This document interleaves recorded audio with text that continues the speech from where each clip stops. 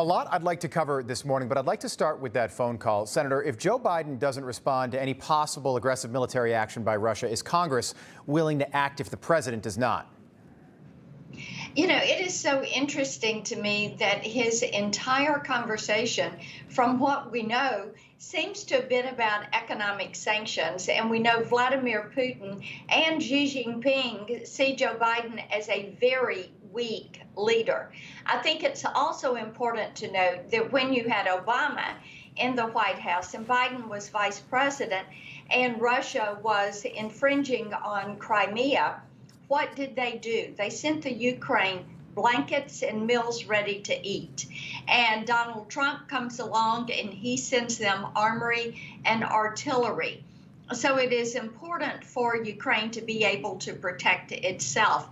And I have no doubt that our military advisors and our intel sources are advising this White House that they need to say, if you take a step, then there will be retaliation. We will help Ukraine. Well, I'm wondering if the Biden administration, to me, it seems like a wait and see approach. And I'm wondering if any of this reminds you of Neville Chamberlain.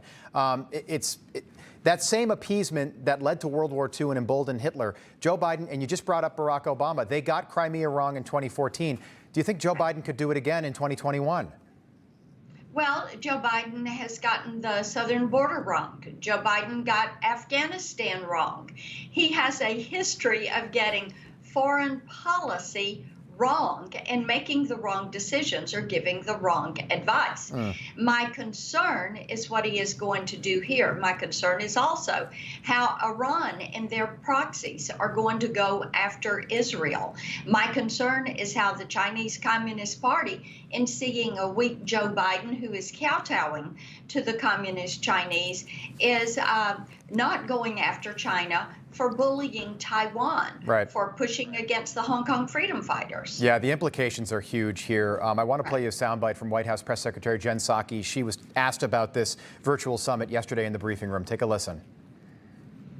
We will know if Russia and President Putin decides to invade Ukraine. I don't think that will be a secret, and so we will certainly be watching that. Our preference is, of course, for that not to happen, and the president made clear that there is an off-ramp here, and that we want to have a diplomatic path. We have a diplomatic path forward to have these discussions. Well, to your point about China, Senator, we know that President Xi wants to move on Taiwan. We know that Kim Jong-un wants to move on the South. What do you think they made of this summit yesterday? I think they were probably all laughing, unfortunately.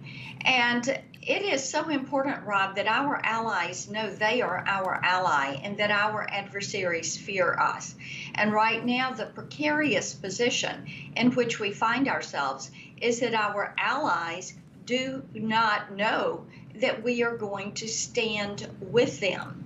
And this is important to note because it is imperative that we be there, that they know they can depend on us in whatever manner is appropriate at that time. Yeah. But after Afghanistan, they do not know that, and then they see Joe Biden giving in to the Communist Chinese, acting like the Communist Chinese have already won, and it causes great hesitation among nations that are freedom-loving nations. And just the optics. Joe Biden's in the Situation Room, can't get the mute button to work in the beginning, and Vladimir Putin's at his dacha in Sochi, Russia, where coincidentally the Winter Olympics were held in 2014, and we just announced that we're going to diplomatically boycott the 2022 games in Beijing. I want to talk about what's happening today on Capitol Hill. The CEO of Instagram is going to be testifying. What do we need to get out of this hearing today?